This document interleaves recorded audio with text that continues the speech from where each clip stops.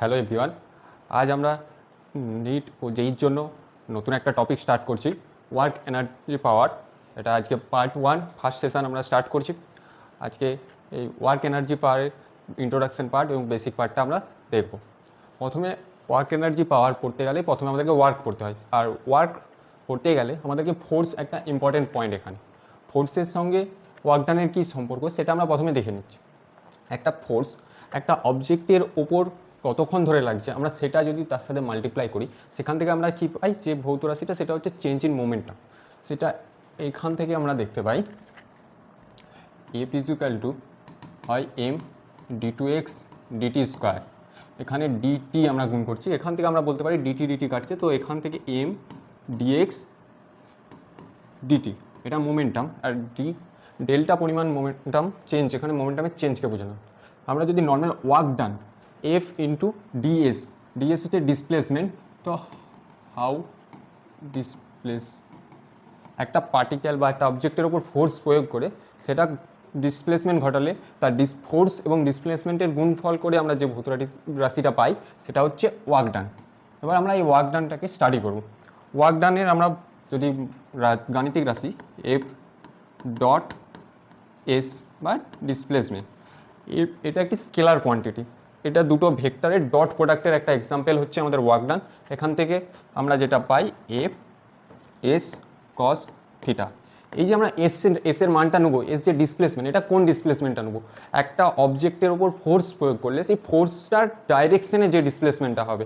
আমরা একটা অবজেক্টের ওপর ফোর্স অ্যাপ্লাই করছি, ধরে নিচ্ছি একটা অবজেক্ট আছে, এর উপর এফ এদিকে অ্যাপ্লাই হয়েছে, এই কর্ণ বরাবর ফোর্স অ্যাপ্লাই হয়েছে, কিন্তু অবজেক্টটার ডিসপ্লেসমেন্ট হয়েছে এই ডাইরেকশানে, এই এক্স এক্সিস বরাবর। আমরা ধরে নিচ্ছি এদিকে এস ডিসপ্লেসমেন্ট হয়েছে।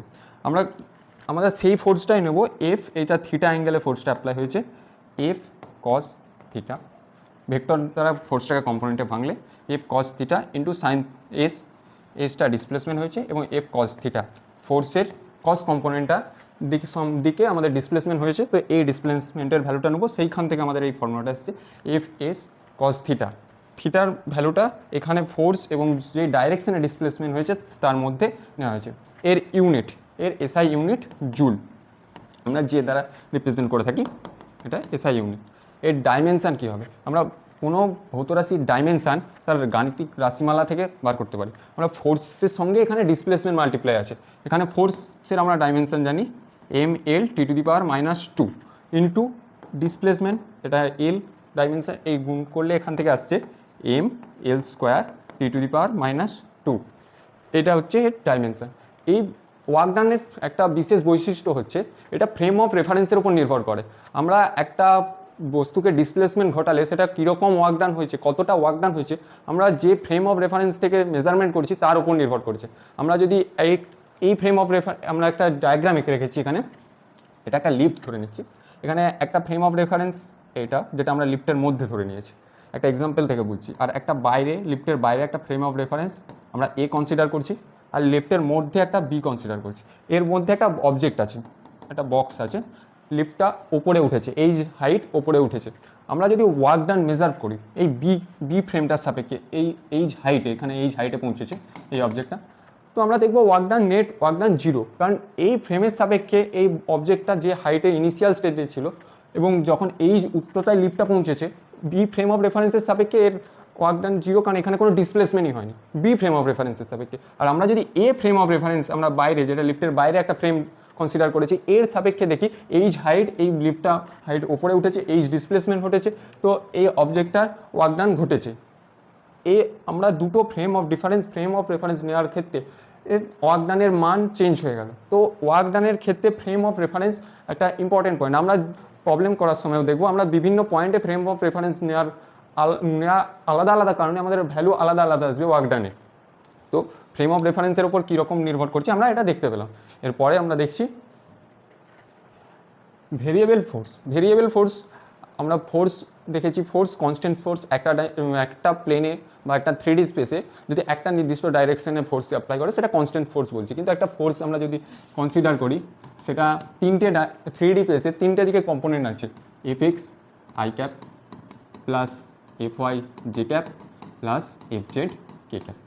এই এই 3 ডাইমেনশনাল ফোর্সটার কারণে যে ওয়ার্ক ডানটা হবে আমরা সেটা ক্যালকুলেশন করব ভেরিয়েবল ফোর্স সিস্টেম ধরে।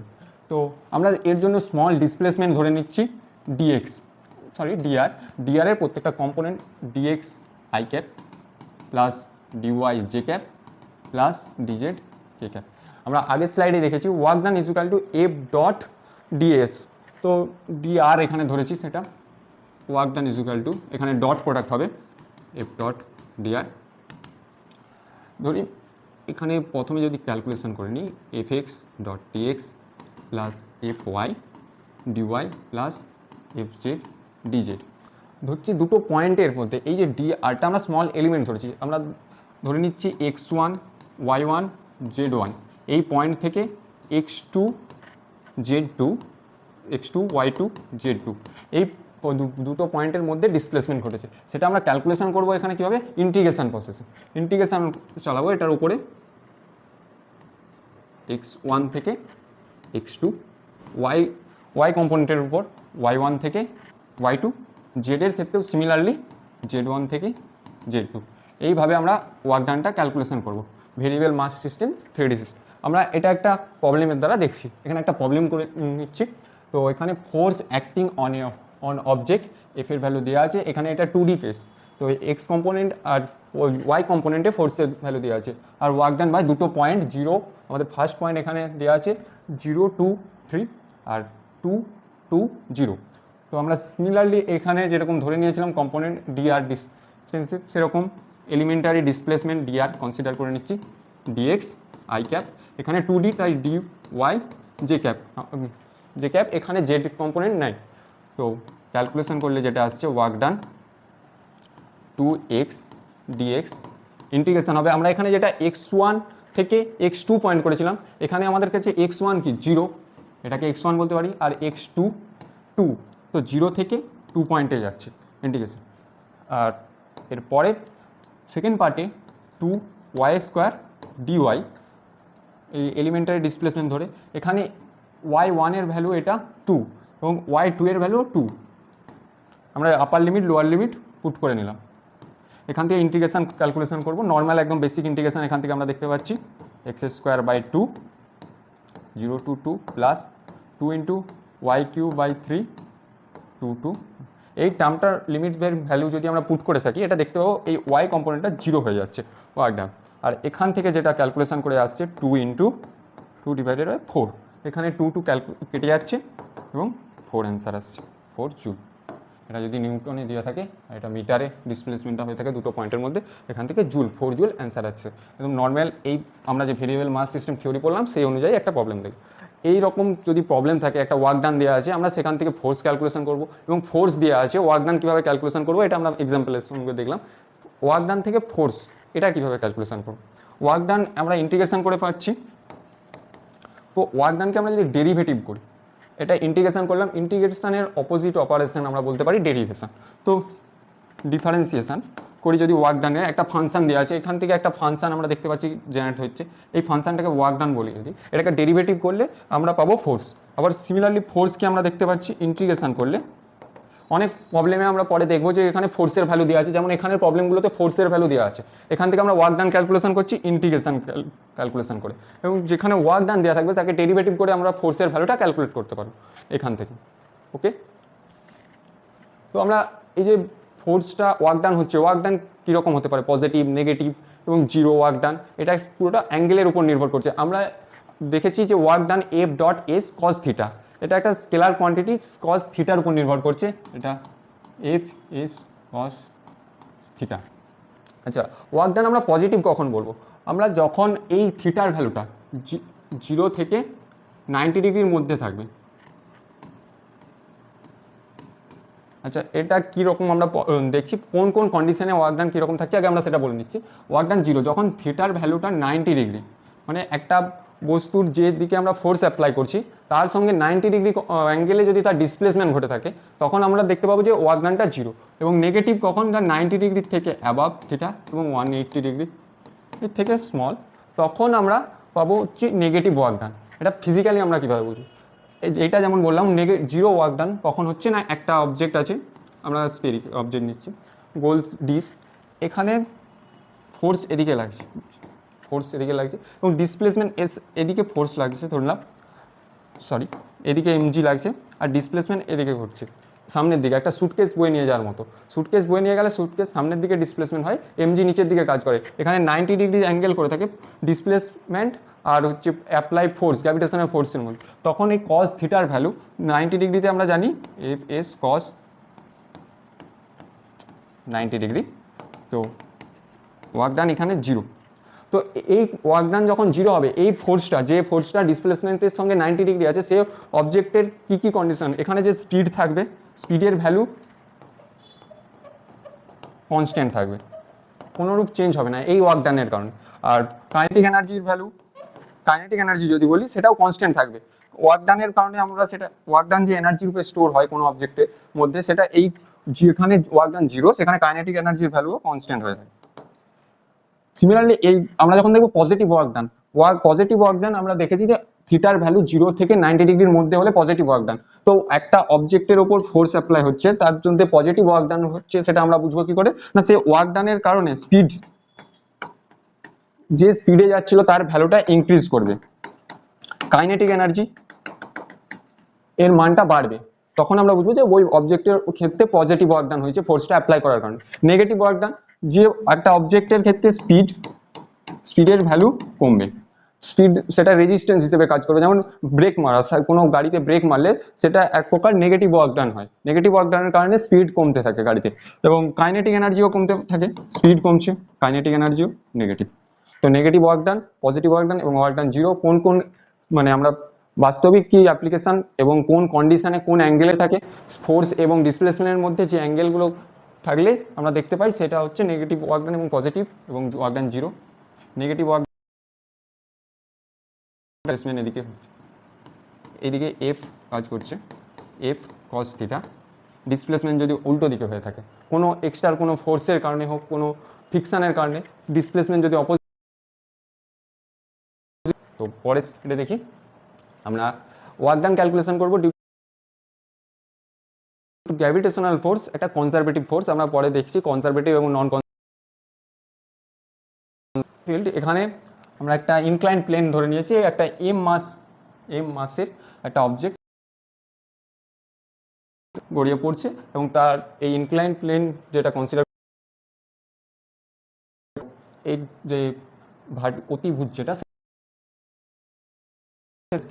ডব্লু আমরা আগে বারবার দেখেছি, এফ ডট এস, এফ এর ভ্যালু এখানে এমজি, ইনস্ট্রাকশনাল সিস্টেমের মধ্যে কাজ করছে, এমজি ফোর্স নিচের দিকে ডাউনওয়ার্ড কাজ করছে। তো এমজি গুণিত ডিসপ্লেসমেন্ট এস, এখানে গড়িয়ে পড়লেও মেন আমরা দেখতে পাবো ভার্টিক্যাল ডিসপ্লেসমেন্ট, এটা এইচ, এই এইচটা এস এর আকারে লিখতে গেলে H equal two S sine theta, vector component, এখানে অ্যাঙ্গেল থিটা, ইনক্লাইন্ড প্লেনের অ্যাঙ্গেলটা থিটা অ্যাঙ্গেলে আছে, এই এস ভেক্টর, এই অতিভুজটাকে এইচের কম্পোনেন্ট লিখলে থিটা। তো এখানে MG H work done equal two আমরা যেটা পাচ্ছি এমজি এস সাইন থিটা। এটা গ্র্যাভিটেশনাল ফিল্ডসে ইনক্লাইন্ড প্লেনের ক্ষেত্রে অবজেক্টটা ওপরে এইচ ডিস্টেন্স থেকে গড়িয়ে পড়লে তার ওয়ার্ক ডান হচ্ছে এমজি এস সাইন থিটা। এবং ফিকশান সিস্টেম, ফিকশান হচ্ছে আমরা যে আগের বডিটা কনসিডার করে নিয়েছি, তো এইখানে যদি এই ইনক্লাইন্ড প্লেন বরাবর আমাদের ফিকশান ফোর্স কাজ করে, সেই ক্ষেত্রে কি ওয়ার্ক ডান হবে সেটা আমরা ক্যালকুলেশন করব। ওয়ার্ক ডান equal two F dot DS, এখানে কি ফোর্স কাজ করবে, ফিকশান ফোর্স। ফিকশান ফোর্সের ভ্যালু আমরা জানি নর্মাল দ্বারা, এই যে এই তলে এমজি নিচের দিকে কাজ করছে, এর সাথে নর্মাল যে ফোর্স কাজ করে তার সঙ্গে ফিকশনাল কোফিসিয়েন্টের মাল্টিপ্লাই করলে এম ডট এমজি ডিএস। এখান থেকে আমরা ফিকশনাল ফোর্সের জন্য ওয়ার্ক ডান ক্যালকুলেশন করছি। আমরা কনজারভেটিভ ফোর্স, নন কনজারভেটিভ ফোর্স দেখবো। কনজারভেটিভ ফোর্স যে ফোর্সের ওয়ার্ক ডানটা পাথের ওপর নির্ভর করে না, জাস্ট ফাইনাল পজিশন এবং ইনিশিয়াল পজিশনে, এটা পাথ ইন্ডিপেন্ডেন্ট কনজারভেটিভ ফোর্স। কিন্তু এই যে ফিকশন ফোর্স বা নর্মাল ফোর্স, এই ফোর্সের দ্বারা যখন ওয়ার্ক ডান হয়ে থাকে সেটা হয়ে থাকে যে নন কনজারভেটিভ ফোর্স, এখানে path dependent work done, path dependent হয়ে থাকে। এই দুটো, এটা হচ্ছে একটা হচ্ছে কনজারভেটিভ সিস্টেম, একটা নন কনজারভেটিভ সিস্টেমের ক্ষেত্রে আমরা ওয়ার্ক ডানটা ক্যালকুলেশন করি। আচ্ছা, আমরা কনজারভেটিভ ফোর্স এবং নন কনজারভেটিভ ফোর্স সম্পর্কে বলছিলাম। কনজারভেটিভ ফোর্স আমরা কয়েকটা এক্সাম্পল লিখে নিয়েছি। Spring force, conservative force, gravitational force, electrostatics force. আর নন কনজারভেটিভ ফোর্স আমরা দেখছি ফিকশনাল ফোর্স এবং নর্মাল ফোর্স।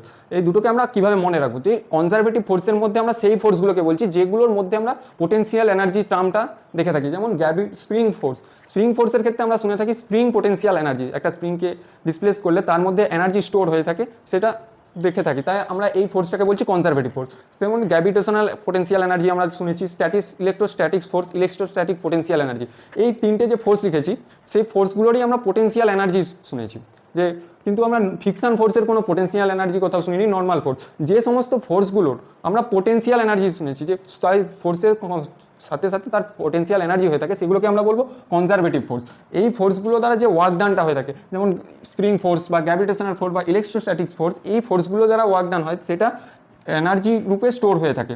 আমরা বলতে পারি delta work done is equal two minus delta U, বা ইউ হচ্ছে এখানে পোটেন্সিয়াল এনার্জি, আর এখানে কোনোরূপ স্টোর থাকে না নর্মাল ফোর্স ফিকশন ফোর্সে। আমরা যেই ফোর্সেরই করসপন্ডিং পোটেন্সিয়াল এনার্জি জানি, সেই ফোর্সগুলোকে আমরা বলে দেবো নর্মালি কনজারভেটিভ ফোর্স। তো দেখা যাক, আমরা স্প্রিং ফোর্সটা এখানে স্টাডি করব। Work done by spring system. Spring force, একটা স্প্রিংয়ের আমরা কি পরিমাণ ফোর্স লাগবে সেটা তার spring constant, F is equal to আমরা জানি minus K X. Extra displacement ধরে নিচ্ছি, যে একটা স্প্রিং ছিল, সেটাকে আমরা এক্সট্রা ফোর্স দিয়ে সেটাকে ডিসপ্লেসমেন্ট করেছি এফ। এখান থেকে ওয়ার্ক ডান ক্যালকুলেশন করব। Work done is equal two জানি এফ ডট ডিএস। এখানে ডিএক্স ধরবো, এফ এর ভ্যালু মাইনাস কে এক্স, আর এক্স এর ভ্যালু ডিএক্স আমরা ধরে নিচ্ছি এস এর জায়গায়, আর ফোর্স আমরা এখানে দেখে নিয়েছি মাইনাস কে এক্স। এখানে ইন্টিগ্রেশন অ্যাপ্লাই করবো। ধরে নিচ্ছি প্রথমে ইনিশিয়াল অবস্থা, এখানে ডিসপ্লেসমেন্ট এক্স ইকুয়াল টু 0 ছিল, তারপরে এক্স ডিসপ্লেসমেন্ট ঘটানো হয়েছে, তো lower limit 0, upper limit X. তো এখান থেকে calculation minus K X square by 2 0 to X minus K X square by 2, এই যে ভ্যালুটা বেরোলো মাইনাস ওয়ার্ক ডান হয়েছে, এই পরিমাণ ফোর্সের এই যে ওয়ার্ক ডান হয়েছে, এটা এই স্প্রিংয়ের মধ্যে পোটেন্সিয়াল এনার্জি আকারে স্টোর থাকবে। আমরা যে আগে কনজারভেটিভ ফোর্স পড়লাম, তার মধ্যে আমরা ছিল স্প্রিং ফোর্স। স্প্রিং ফোর্সের ক্ষেত্রে আমরা ওয়ার্ক ডান পোটেন্সিয়াল এনার্জিকে আমরা যদি ডেল্টা ইউ বলি, পোটেন্সিয়াল এনার্জি আমরা চেঞ্জ ক্যালকুলেশন করে থাকি। পোটেন্সিয়াল এনার্জি আমরা ফাইনাইট একটা ভ্যালু ক্যালকুলেশন করে থাকি না, একটা চেঞ্জ ক্যালকুলেশন করে থাকি পোটেন্সিয়াল এনার্জি। তো এখানে পোটেন্সিয়াল এনার্জির চেঞ্জ হাফ কে এক্স স্কোয়ার। এই ওয়ার্ক ডানটা পোটেন্সিয়াল এনার্জির ফর্মে ওই স্প্রিংয়ের মধ্যে স্টোর হয়ে থাকলো। আমরা আজকে এই কনজারভেটিভ, নন কনজারভেটিভ ফোর্স এবং স্প্রিং ফোর্স, ওয়ার্ক ডান পোর্শনটা পড়লাম আজকের সেশনে। এতটাই। এর পরের সেশনে আমরা আবার কোনো নতুন টপিক নিয়ে দেখা হচ্ছে। Thank you.